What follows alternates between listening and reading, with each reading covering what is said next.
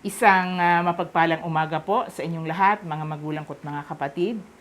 Isang napakagandang umaga ang ipinagkaloob sa atin ng Panginoon para siya ay muli nating alalahanin at bigyan po natin siya ng pagpapahalaga sa kanyang kabuti at katapatan sa buhay ng bawat isa sa atin. So sa umaga pong ito, bago tayo magpatuloy, tayo po muna ay sandaling manalangin. Dakilang Diyos, maraming salamat sa umagang ito na kami ay iyong binigyan ng panibagong lakas, panibagong buhay at pag-asa.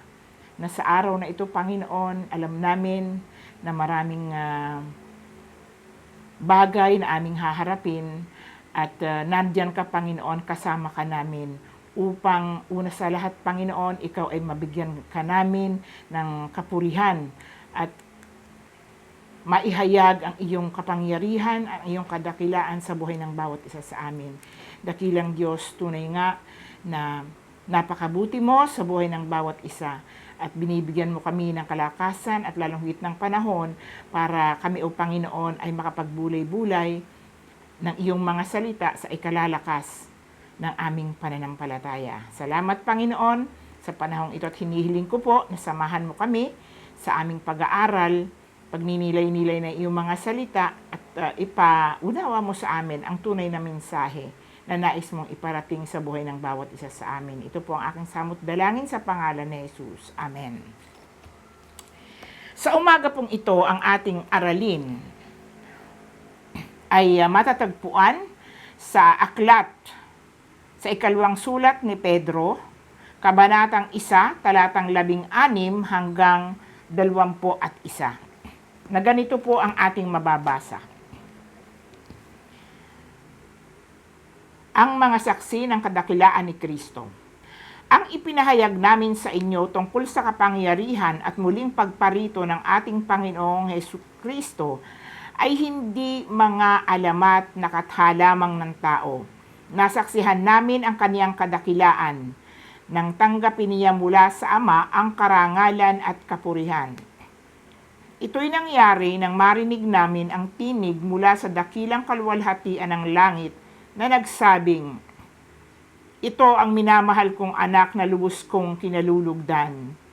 Narinig namin ito mula sa langit sapagkat kami kasama niya nang ito'y maganap sa banal na bundok. Kaya naman lalong tumibay ang aming paniniwala sa ipinahayag ng mga propeta. Makakabuting ito'y pag-ukulan ninyo ng pansin sapagkat tulad ito ng isang ilaw sa kadiliman na tumatanglaw sa inyong hanggang sa sumikat ang araw ng Panginoon at magliwanag sa inyong mga puso ang bituin sa umaga. Higit sa lahat, unawain ninyong walang makapagpapaliwanag ng alinmang propesiya sa kasulatan sa sariling kakayahan, sapagkat ang pahayag ng mga propeta ay hindi nagmula sa kalooban lamang ng tao, ito'y galing sa Diyos at ipinahayag ng mga taong nasa ilalim ng kapangyarihan ng Espiritu Santo. Pagpalain nawa ng Panginoon ang pagkabasa ng kaniyang mga salita.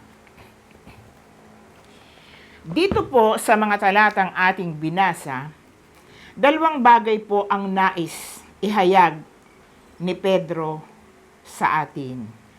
Una, ang pagiging saksi sa kadakilaan ng Diyos. At ang pangalawa, dapat na paniwalaan ang salita ng mga propeta. Sa unang bahagi ng mga talatang aking binasa ay inihayag ni Pedro yung kanyang karanasan na nakita mismo ng kanyang dalawang mga mata ang di pangkaraniwang pangyayari. Kaya't kanyang pinatutuhanan na ang mga sinasabi ng mga bulaang propeta ay walang katotohanan at nililinlang nila ang mga tao. Ibinunyag ni Pedro ang kapangyarihan at kadakilaan ng Diyos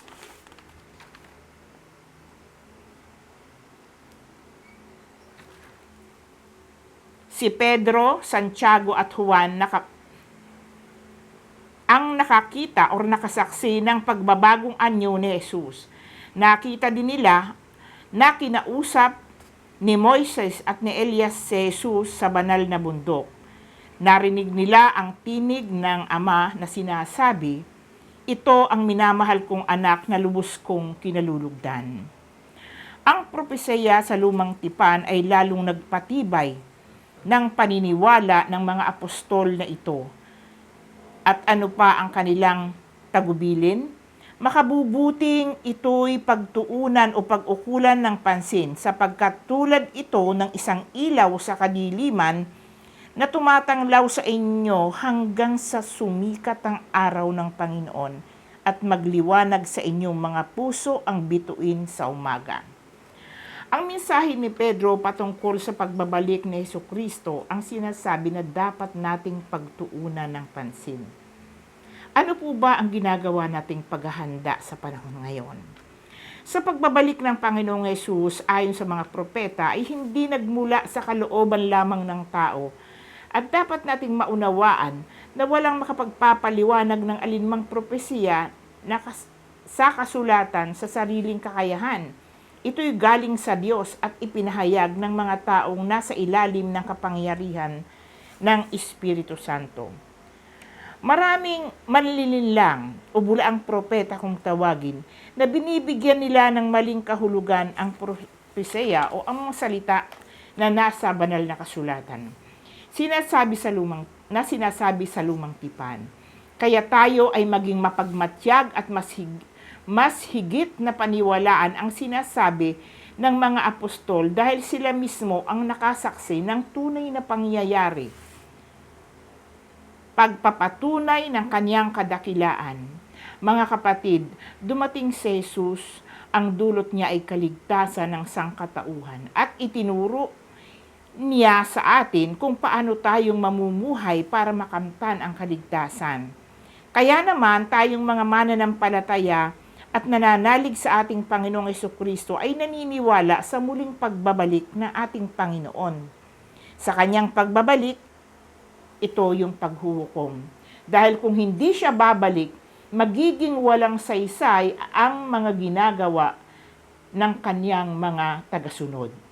Kaya sa umagang ito, sa pamamagitan ng mga salitang ating pinagnilay-nilayan, tinuturuan tayo ni Pedro na tanging sa salita sa banal na kasulatan, tayo maniwala at umasa at hindi sa mga sinasabi ng mga lumilitaw na mga bulaang propeta na ang tanging layunin ay baluktutin ang katotohanan at iligaw tayo ng landas. Kung patuloy tayong susunod sa iniuutos ng Diyos, hindi tayo matitinag at malilinlang ng mga bulaang propeta, kaya't sikapin nating magpakatatag.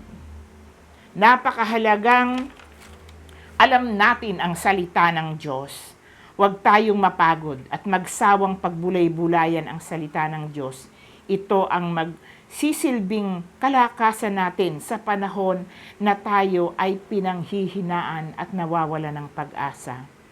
Ang kalaban ay laging nandiyan, naghihintay lamang ng pagkakataon. Ang Panginoon lamang ang siyang pinanggagalingan ng ating lakas, pag-asa at katatagan.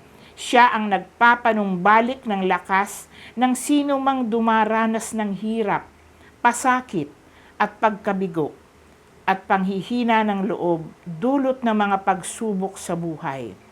Sa gitna ng pagsubok at mga suliraning ito, magagawa nating harapin ang anumang hamon ng may katatagan. Hindi matitinag, hindi mabubuwal at higit sa lahat, hindi manghihina. Sapagkat ang Diyos mismo ang nagbibigay sa atin ng lakas at pag-asa. Paniwalaan natin ang salita sa banal na kasulatan at huwag padadala sa maling katuruan. Sa Diyos tayo umasa at magtiwala. Ang kaniyang mga salita ay maaasahan at mapagkakatiwalaan pagkat ang ating Diyos ay tapat sa kaniyang mga pangako sa mga taong sa Kanya ay umaasa at nagtitiwala. So tayo po ay nakarinig muli ng isang paalaala na kung saan nais po ni Pedro na tayo ay magtiwala at tanging sa banal na kasulatan tayo, salita ng Diyos tayo manghawakan. sapagkat alam po natin na ang salita ng ating Panginoon ang siya nating maaasahan at magpapagkatiwalaan. So tayo po ay manalangin. Maraming salamat, Panginoon, sa mga panahon na kami ay iyong kinakausap sa pamamagitan ng iyong mga salita. Ikaw po ang Diyos na makapangyarihan sa lahat, na aming mapagkakatiwalaan at maaasahan. Kaya tulungan mo po kaming laging maibaling ang aming puso at isip sa iyo lamang. Sa panahon na kumikilos ang kalaban, hawakan mo po kami at bigyan ng karunungang nagmumula sa iyo, na mapaglabanan namin at maipaglaban namin ang katotohanan at huwag magpadala sa mga manlilinlang sa amin. Tatagin mo po kami sa aming pananampalataya, dahil alam namin, Panginoon, lalong-lalo na sa panahon ngayon, marami, Panginoong, ginagawa ang kalaban upang agawin ang aming atensyon at masira ang aming pagkakilala sa iyo. Pero ako'y naniniwala, Panginoon, na kasama ka namin at hindi mo kami pababayaan na maligaw ng landas. Salamat pong, Panginoon, sa mga panahong ito na pinagkakaloob mo po sa amin, na sana, Panginoon, sa maikling sandali na narinig namin ang iyong mga salita, maging paalaala ito sa amin, na kami, O Panginoon, ay magpakatatag sa aming pananampalataya at panghawakan namin ang salita mo at ang mga aming naririnig, ang aming mga pinag-aaralan, Panginoon, ay tumibo sa aming mga puso, sa aming isip. At ito, O Panginoon, ay makintal, sa aming isipan, at laging ipaalala mo po sa amin na ikaw ang Diyos na makapangyarihan sa lahat, na higit na nakakaalam ng bagay na makabubuti po sa amin. Tulungan mo kami sa aming mga kahinaan at umaasa kami, Panginoon, na patuloy kang magpapakahayag sa buhay ng bawat isa sa amin. Ito po ang aking samot dalangin sa pangalan ni Jesus. Amen.